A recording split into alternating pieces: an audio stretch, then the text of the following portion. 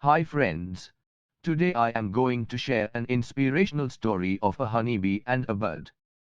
One day, there was a bird and a honeybee. Take a look at this picture, it's the sign of a honeybee.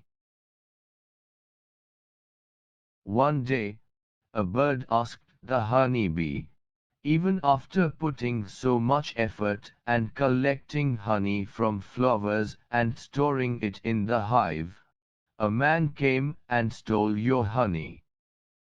Don't you feel sad? The honeybee gave a fantastic reply. Yes, I do feel very sad.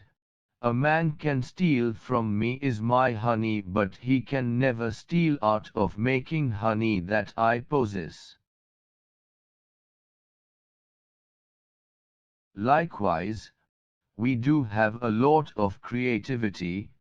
People can steal one's creation, not creativity.